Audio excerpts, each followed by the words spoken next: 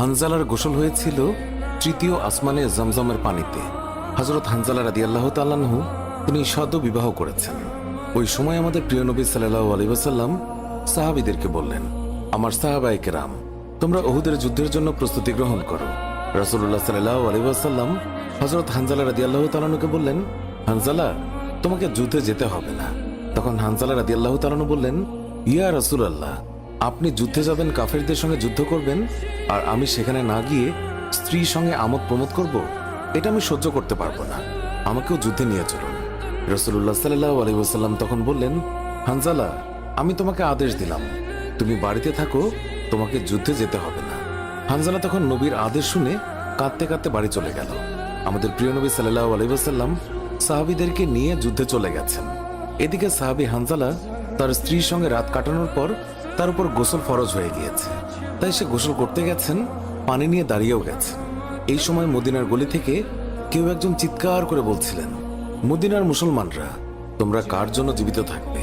তোমাদের প্রিয় নবীকে কাফের মুশরিকরা শহীদ করে দিয়েছে। এই কথা যেই মাত্র হানজালার কানে পৌঁছালো, তখনই তিনি পানির বালতি ফেলে দিয়ে তার স্ত্রীর কাছে গেল এবং তার স্ত্রীকে বলল, হে আমার স্ত্রী, তাড়াতাড়ি আমার তলোয়ারটা দাও। যে কাপুরুষরা আমার নবীকে শহীদ করেছে, যে কাফেররা বিশ্বনবী হযরত মুহাম্মদ সাল্লাল্লাহু আলাইহি ওয়াসাল্লামকে হত্যা করেছে, আমি তাদেরকে ছাড়ব না। আজ হয় তারা মরবে, না হয় আমি মরব। যেই দুনিয়ায় নবী নেই, সেই দুনিয়ায় আমি বাঁচতে চাই না। দাও, আমার তলোয়ারটা দাও। তখন হানজালার স্ত্রী বললেন, আপনি আমার নবীর হত্যাকারীকে হত্যা করতে যাচ্ছেন? যান, আমি বাধা দেব না, আমার বাধা দেওয়ার অধিকার নেই। তবে আপনি দয়া করে গোসল করে পবিত্র হয়ে যান, কেননা আপনার উপর গোসল ফরজ হয়ে গিয়েছে। এছাড়াও আপনি যদি উহুদের ময়দানে শহীদ হয়েও যান, আমি কোনো দুঃখ করব না। উত্তরে হানজালা বললেন, না, যদি আমি গোসল করতে যাই, তবে আমার নবীর হত্যাকারীরা কিছু সময়ের জন্য হলেও বেঁচে থাকবে। এটা আমি হতে দিতে পারি না। আমার যেই দুনিয়ায় আমার নবী বেঁচে নেই, ওই দুনিয়ার পানি দিয়ে আমি গোসল করতে পারি না। এই বলে তিনি তলোয়ার নিয়ে চলে গেলেন। উহুদের ময়দানে তিনি অনেক কাফেরকে হত্যা করলেন। একসময় যুদ্ধ করতে করতে তিনি শহীদ হয়ে গেলেন। যুদ্ধ শেষ হয়ে গেলে আল্লাহ রাসূল সাহাবীদেরকে বললেন, হে আমার সাহাবীরা, তোমরা যাও, গিয়ে দেখো আমার যে সকল সাহাবায়ে কেরাম শহীদ হয়েছে তাদের লাশ সংগ্রহ করো এবং তাদেরকে গোসলবিহীন দাফনের ব্যবস্থা করো। সকল শহীদের লাশ এনে এক জায়গায় রাখা হচ্ছে। নবীজি গুনে দেখলেন ৬৮টি লাশ রয়েছে, ২টি লাশ নেই। একজন তার চাচা হামজা রাদিয়াল্লাহু তাআলা আনহু, আর আরেকজন হানজালা রাদিয়াল্লাহু তাআলা আনহু। অস্থির হয়ে পড়লেন নবীজি। সব সাহাবাদের পাঠালেন লাশ খোঁজার জন্য। হঠাৎ বোরখা পরা এক মহিলা এসে দাঁড়ালেন নবীজির কাছে। নবীজি তাকে চিনলেন না। মহিলা বললেন, শুনুন ইয়া রাসূলুল্লাহ, কাল আপনি একটা বিয়ে পড়িয়েছিলেন, মনে আছে? নবীজি বললেন, হ্যাঁ, আমি তো হানজালার বিয়ে পড়িয়েছি, যার বিয়ের খুশিতে আমি খুরমা খেজুর ছিটিয়েছিলাম। মহিলা বললেন, ইয়া রাসূলুল্লাহ, আমার হাতটা দেখেন, হাতের মেহেদি এখনো শুকায়নি। কাল বিকেলে বিয়ে হয়েছিল, আর রাতে উহুদের যুদ্ধের জন্য বের হয়ে যান হানজালা।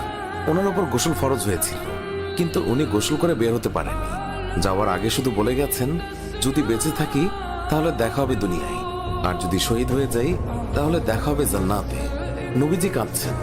মহিলা বললেন, ইয়া রাসূলুল্লাহ, শহীদের তো আপনি গোসল দেন না, আমার স্বামীকে আপনি একটু গোসল করিয়ে দেবেন। নবীজি সম্মতি প্রকাশ করার পর একজন সাহাবী দৌড়ে এসে বলল, ইয়া রাসূলুল্লাহ, হানজালাকে পাওয়া গেছে। সবাই গেলেন, গিয়ে দেখলেন সাদা কাফনের ভিতরে লাশের মাথায় পানি। নবীজি হানজালার মাথায় হাত দিলেন। জিবরাইল আলাইহিস সালাম আসলেন নবীর কাছে, এসে বললেন, ইয়া রাসূলুল্লাহ, হানজালার কোরবানিতে আল্লাহ পাক এতটাই খুশি হয়েছে যে আমার বাহিনীকে আদেশ করলেন তাকে নিয়ে আসতে। ইয়া রাসূলুল্লাহ, আমরা ফেরেশতারা তাকে তৃতীয় আসমানে নিয়ে জমজমের পানি দিয়ে গোসল করিয়েছি এবং তার শরীর থেকে যে সুগন্ধ পাচ্ছেন, এটা আল্লাহ পাকের বিশেষ খুশবু, মেশক আম্বর আতরের ঘ্রাণ। আমরাই ওনাকে কাফনের কাপড়ে আচ্ছাদিত করেছি। আল্লাহ তার প্রিয় মানুষকে কি পরিমাণ ভালোবাসেন, কি পরিমাণ সম্মানিত করেন, তা আমাদের পক্ষে কল্পনা করাও সম্ভব নয়।